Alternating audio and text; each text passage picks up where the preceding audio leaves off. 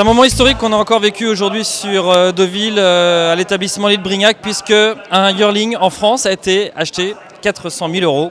Et c'est avec ce monsieur que ça s'est passé, Victor Langlais. Ça va, Victor? Ça va Comment mieux va le qu'il y a cœur? 10 minutes. Ça va, il commence à redescendre gentiment. C'est super. Ça fait monter un petit peu dans les tours ces moments-là. Ouais. On monte au niveau des enchères, mais ça monte aussi les pulsations. Ouais, ça monte au niveau des pulsations.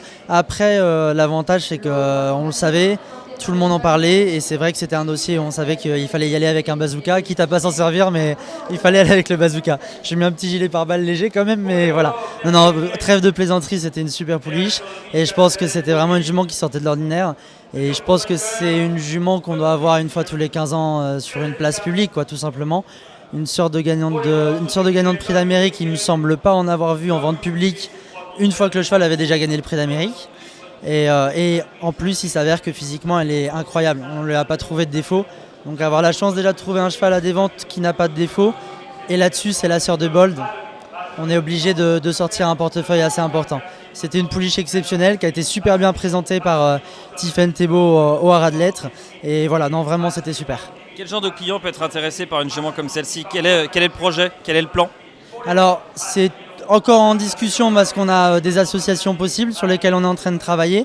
L'idée globale, c'est qu'il y a une grosse finalité d'élevage derrière ça, avec des perspectives d'ouverture du studbook sur des muscle hills, sur des étalons comme ça futurs, qui sont évidents sur des juments de cette qualité, qui concentreraient le meilleur des courants de sang mondiaux. Même si le studbook français n'est pas ouvert, c'est vraiment des juments qu'on serait capable de sortir du studbook pour aller sur d'autres pays pour pouvoir faire ces croisements-là. Et c'est en ça d'ailleurs qu'il va falloir que les instances réagissent, parce que sinon on va appauvrir notre race à cause de ces croisements-là. Mais voilà, c'est une jument qu'on va exploiter au mieux en course en prenant notre temps, avec une très grosse finalité d'élevage pour des clients qui veulent vraiment se constituer des familles et des souches. Et si on a la chance qu'elle soit un peu bonne et qu'on ait des femelles après à l'élevage, je pense que vous en verrez aucune aux ventes. Voilà. Ouais, d'accord, vous venez prendre mais vous ne rendez pas. Non, je vous rendrai les mâles et très cher. Mais les femelles, je pense que vous pouvez tirer un trait dessus. J'avais 2-3 plans, mais bon, c'est réglé. Bon, on peut s'arranger. On s'en parlera, merci. Un petit abonnement à Province Course et voilà. Bon, blague à part, Victor, elle va où? On va lui laisser 15 jours tranquille au Haras de Lettres. Elle va retourner à la maison, parce que c'est vrai que les ventes, c'est toujours un peu perturbant pour les poulains. Bon, elle, c'est la jument la plus calme que j'ai jamais vue, hein. C'est impressionnant, on a l'impression de rien ne peut la perturber, mais on va la laisser un petit peu tranquille. Et après, on va lui trouver un bon débourreur préparateur qui va l'emmener gentiment jusqu'à la qualif. Et on réfléchira à la suite et à l'entraînement seulement à partir du moment où elle sera qualifiée, en fonction de ce que l'entraîneur va nous dire. Quelqu'un comme Michael Dolion, quelqu'un comme ça, qui est très patient, qui travaille très bien. Ça ne veut pas dire que ça sera forcément lui, il faut que j'en discute.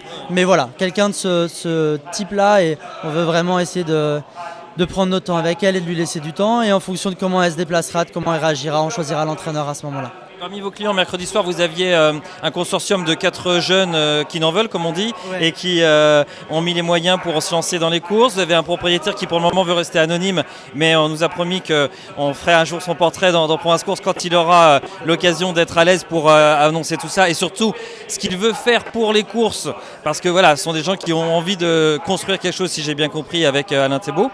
Et là, est-ce que ce sont le même profil, ou c'est encore un autre client? Alors, comme je vous ai dit, on est encore en cours d'association, donc je ne veux pas trop m'avancer et vous dire des bêtises, mais c'est vraiment le même type de clients que, voilà, quels que soient lesquels j'ai en tête et puis qui m'ont déjà bien entendu donné leur accord. C'est vraiment le même type de clientèle, c'est des gens qui sont passionnés, qui veulent se constituer une généalogie exceptionnelle et avec une vraie visibilité sur le long terme d'élevage. Et voilà, c'est des gens qui sont... Si ça se passe bien et qu'on a la chance de ne pas faire trop de bêtises, ils seront là dans 15 ans sans problème. Worldwide, français et étrangers ou... Ouais, alors pour le moment au trot, c'est vrai qu'on a la chance quand même d'avoir une très belle industrie en France, donc faut surtout pas cracher dessus. Et donc pour le moment français, mais encore une fois, comme je le disais tout à l'heure, si on va pas vers des ouvertures du studbook et si à un moment on n'est pas juste à l'image du monde moderne, je pense qu'on sera obligé malheureusement de penser monde avant de penser France. Et en tant que patriote, ça serait un petit peu dommage quand même. Voilà, si vous cherchez un homme moderne, il est là. Il y en a d'autres dans cette salle. On sent quand même une mouvance assez importante. Là, il y a une nouvelle vague. C'est plus une vague, hein, c'est un tsunami. Hein. Vous bougez là de ce côté-là. Vous êtes 4-5 chez les jeunes, c'est costaud. 3-4 d'ailleurs. Ouais, non, c'est super. Et il y a même des lots sur lesquels on s'est fait battre. La Brillantissime qui a été adjugée 75 000 €, vendue par le Haras de Marencourt, qui était splendide. On s'est fait battre. William, hein, je crois que William Bijon, je crois qu'il y a eu le dernier mot. Christian Le Barbet, si je dis Ah pas non, de oui, bêtises, oui, 75 000, vous avez raison, Christian Le Barbet, absolument. Pour ta JT.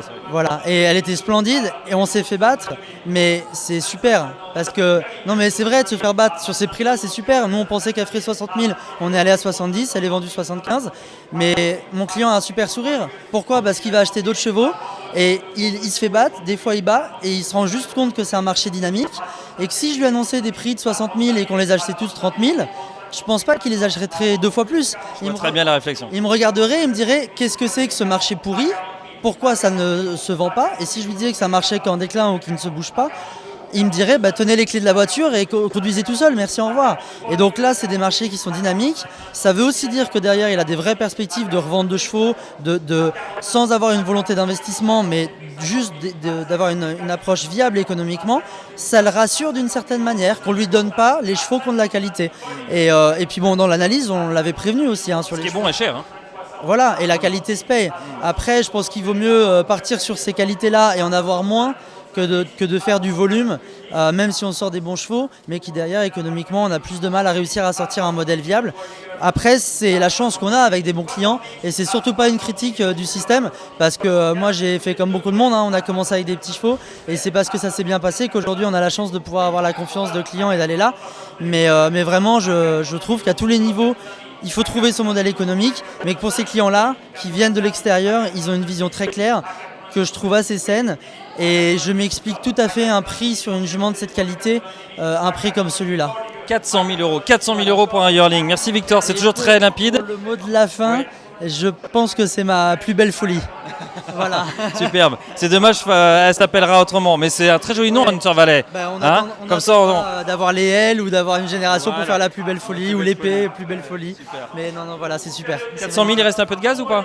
Ouais, là on en a vidé un peu quand même, hein. On va se calmer un peu. Et puis on va déjà savourer ça, et il y aura quelques lots de passer quand on aura fini de savourer. Une interview pour respirer, c'est quand même sympa. Merci voilà. Victor, à très vite. Je regarde les lots, mais voilà, super. Merci beaucoup. Merci, bravo. Merci, au revoir. Merci beaucoup, c'est sympa.